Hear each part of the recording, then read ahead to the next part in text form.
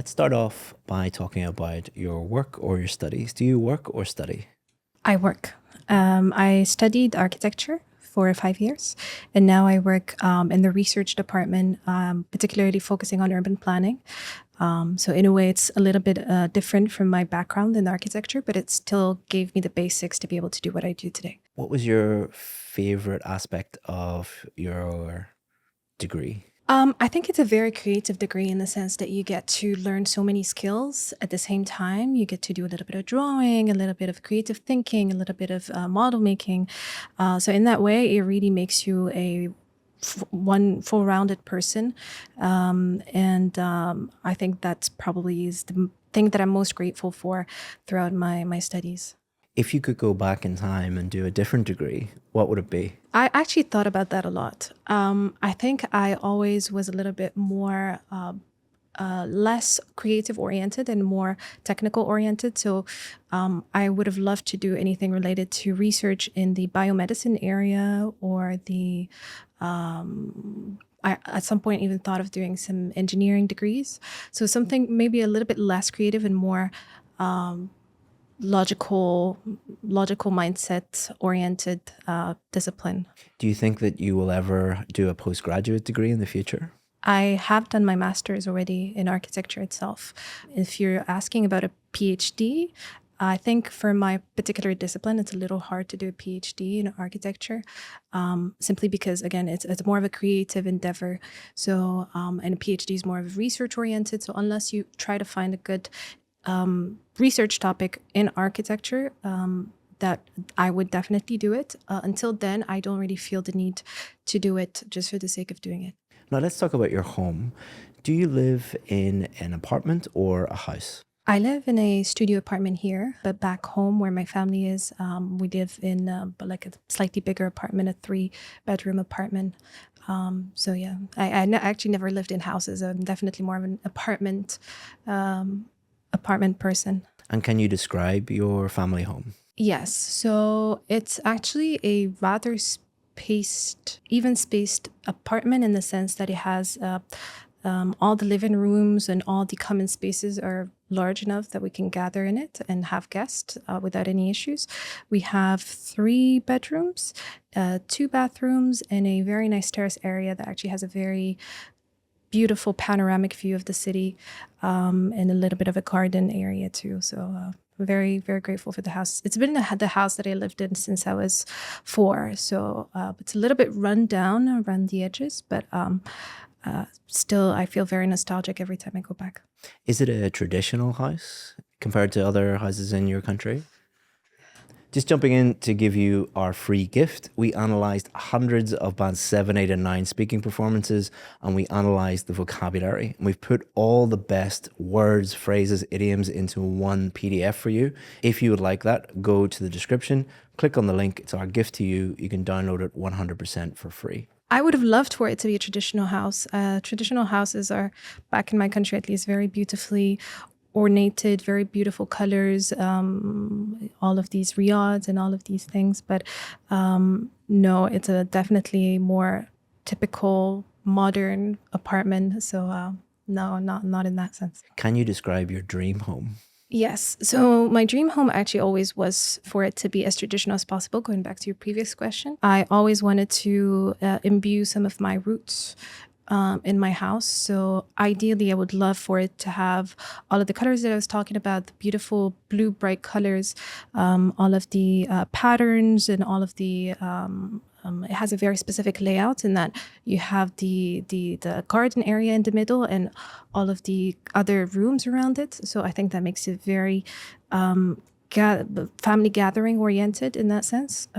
Something like that would be ideal for me, but we'll see what the future brings. Now let's talk about family gatherings. In your country, what are the most common times of year where families gather together? I would say is all of the Muslim national holidays. So both Eids, the Eid after Ramadan and the second Eid, those are common in all Arab Muslim countries. Other than that, the typical New Year's and our birthdays we try to celebrate together, but that's not really cultural. That's more of our family traditions. So yeah, all of these. And what food do you normally serve at a family gathering? It depends on the event. So if it's a like a Muslim religious event, then it would be anywhere between traditional sweets, Moroccan mint tea, and those are typically what we have for breakfast.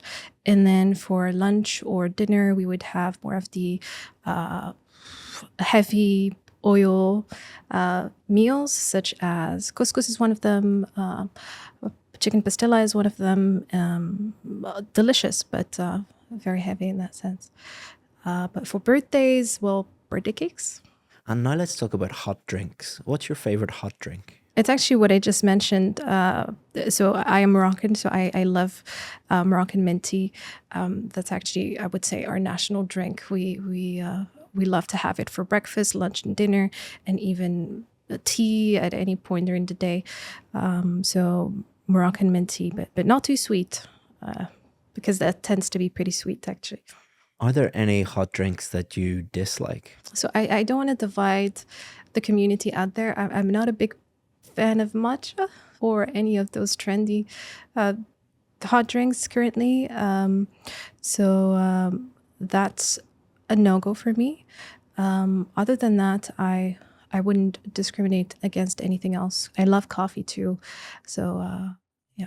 And if I visited your country, where is the best place to get mint tea? I would say the most traditional coffee shops that you can find out there, the roughest coffee shops with the roughest look and the roughest chairs.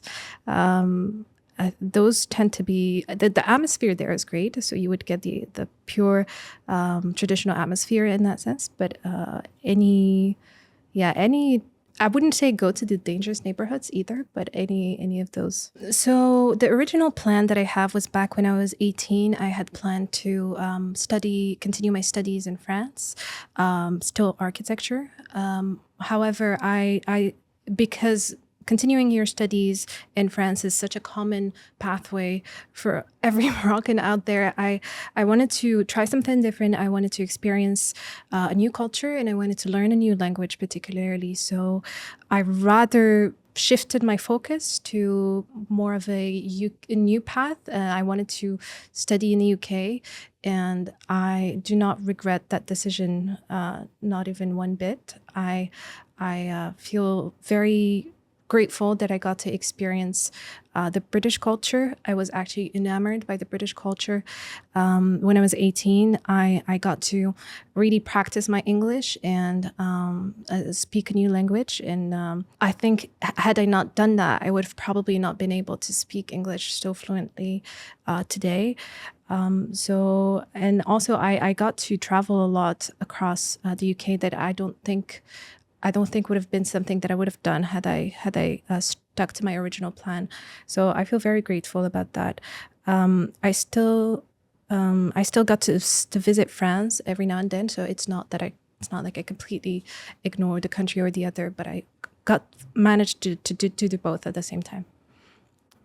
And other than that, in terms of my studies themselves, I would say that perhaps studying in the UK gave me a better exposure to certain universities, a certain level of doing that specific discipline in a specific way. So no regrets. So we've been talking about a plan that you made and that you changed. Now let's continue to talk about plans. Do you think it's a good idea to make plans with friends? It depends on the age, I think. You reach a certain age where even making plans with friends doesn't guarantee that you would actually end up going or sticking to the plan that you originally made. So I am at an age, unfortunately, where I think you're better off simply going with the flow and or perhaps planning a day or two in advance. But planning, from my experience, planning a week in advance never really works out. Or maybe it's just that I have bad friends. I don't know.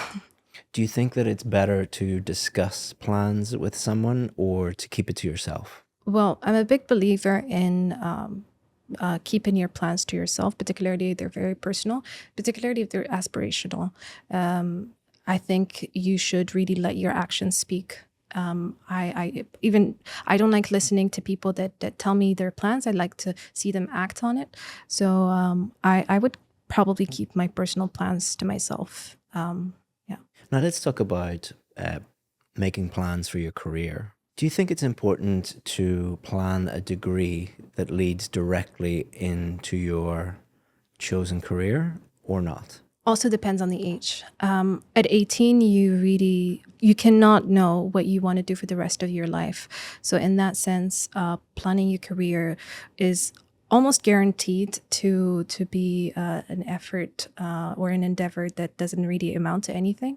I would not encourage anyone at 18 to really plan their career to the T, because more likely than not, it's going to change. So it's important to go with the flow and be open to any new opportunities, because you really don't know, I think, when you're that young, what you want to spend the rest of your life doing.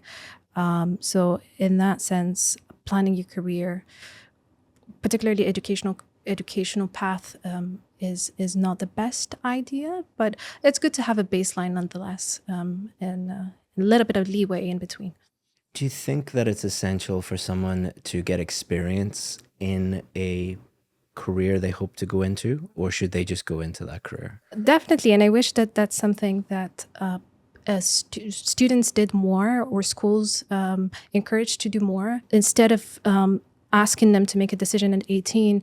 I think it would be very beneficial for everybody to spend a couple of months doing different things all at once. Foundation year, I think, is something that the UK does. That I wish I had done that, because I think particularly at that age, it's very important to get to experience so many different things, really getting hands-on on very different disciplines, and then making an informed decision based on your experiences, rather than simply imagining what could be good for you or not. Once somebody embarks on a career, if they become unhappy, should they stay the course or should they change careers? That's a very controversial question. I think people have different approaches.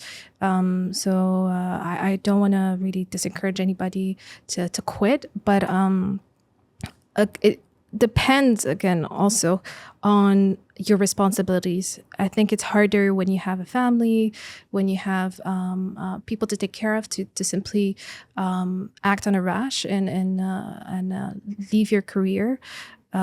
So where you're at an age where you don't really have as many responsibilities, I would say yes. Life is short.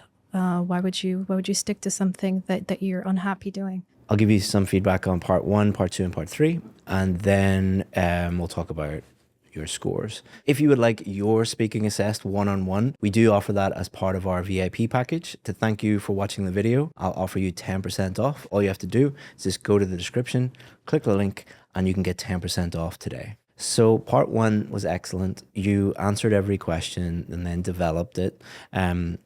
We've already discussed this, but it did feel like a conversation. It felt like we were getting to know each other rather than me peppering you with questions. It didn't feel like an interrogation where you're trying to extract the language out of someone. It just felt like getting to know you, which was excellent. If you do that in the real test, you will be absolutely fine. Bear in mind that not every examiner will be friendly. Some of them are tired. Some of them are just grumpy because that's the way they are. They're not told to be friendly. They're told to assess the test accurately. Most of them will be friendly, but sometimes you get someone on a bad day and it goes from you feeling like this is a conversation to, oh, they don't want me to be here. If that happens, just pretend I'm sitting there and pretend that it's pretend it's a friend you're talking to. Part 2 I thought was excellent. You clearly stated, I was thinking of doing this. Here's the reason why I chose it. Here's what happened after. So it was definitely about the topic that you were asked to talk about.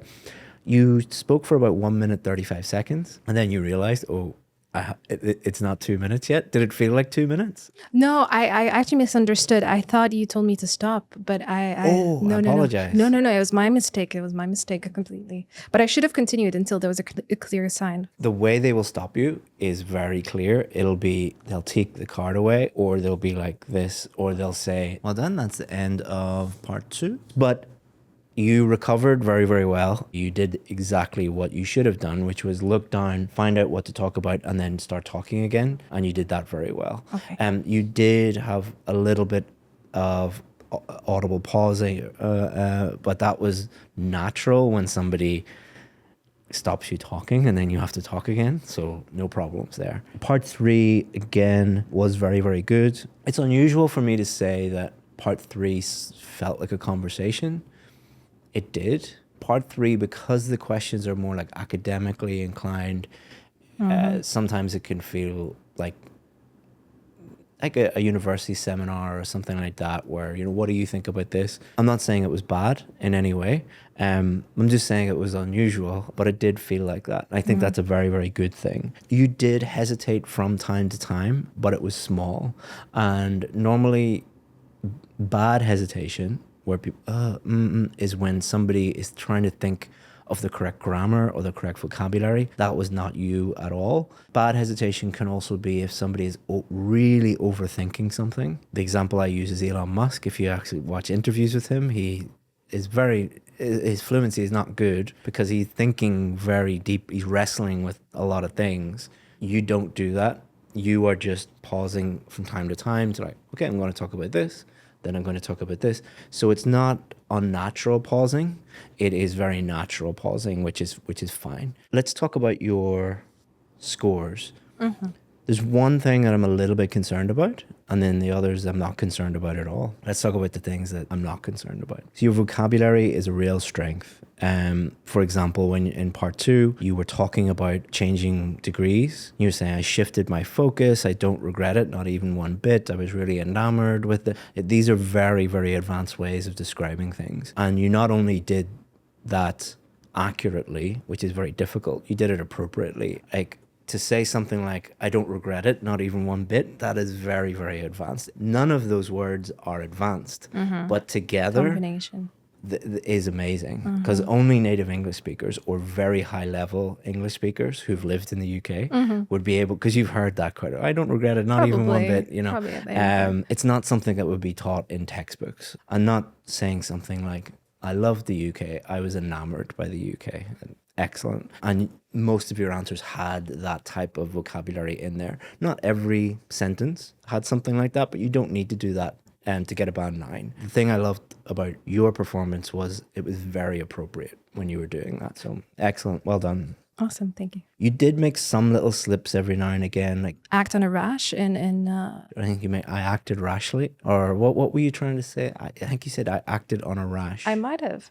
Or What was I it was trying a to bit say? rash. It was a I bit acted rash, on maybe. a limp.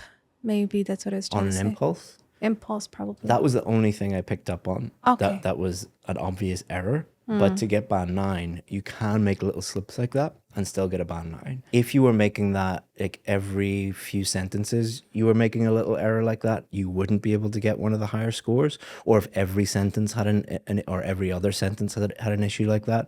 But that was the only one that I heard. There might be more that I didn't pick up on, but the frequency of your errors is very, very low.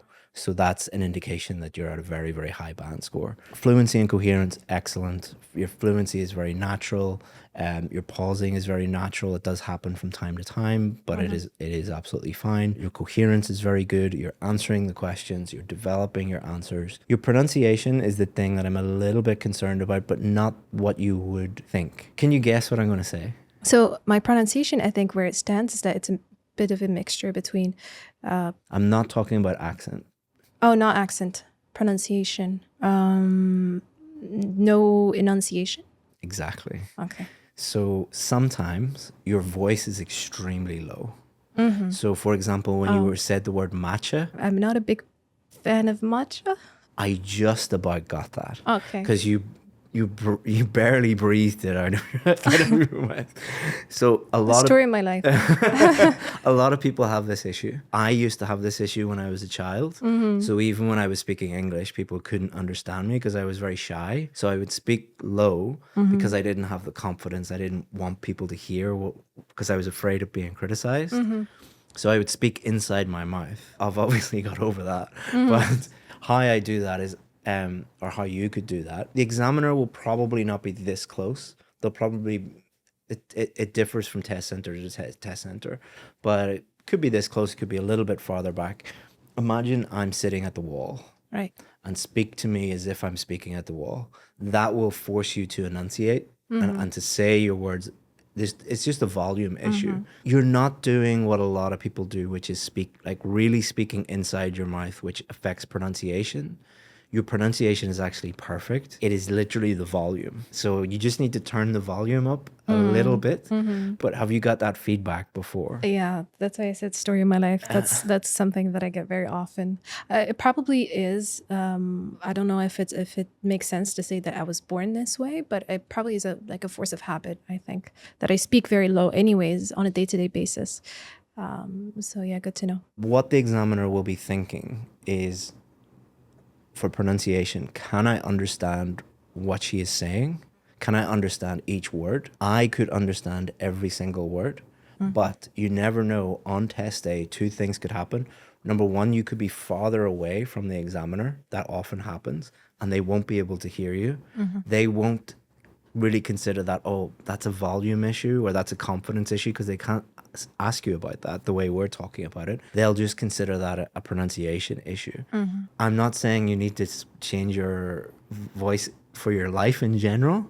I'm just saying for that 15 minutes of the test, speak through the back of the of their head, and don't give them any chance to give you a lower score. Okay. Your pronunciation is great. Every single word I can understand. And the great thing about your pronunciation is you don't sound British or American. You're not trying to fake an accent or anything like that, which I think is great. You can tell you're from Morocco, you've learned English, and it's very, very clear. All right. So, and that's excellent. And you're also using good intonation and sentence stress. Like your voice is naturally going up and down to convey meaning. It's excellent. Just speak to them. Any questions Louder. about that? Well, the thing is, for certain people, sometimes who have a naturally low voice, sometimes trying to kind of almost force that little bit of a louder voice can be a little bit distracting, and it can be a little bit sometimes even affect the way you pronounce certain words. How do you get around that? That is an excellent question. I know what you mean, because our brains are not good at multitasking. So our brains are not good at thinking, have I answered the question? How's my vocabulary? How's my grammar? And on top of that, am I speaking at a volume where he or she can hear me? The way I teach is we want to actually stop you thinking as much as possible. The fewer things you think about, the better your score is going to be. Whenever you're speaking to your friends or your family, you're not thinking at all. That is when you are most fluent. That is when your language is at its best, because you're not conscious.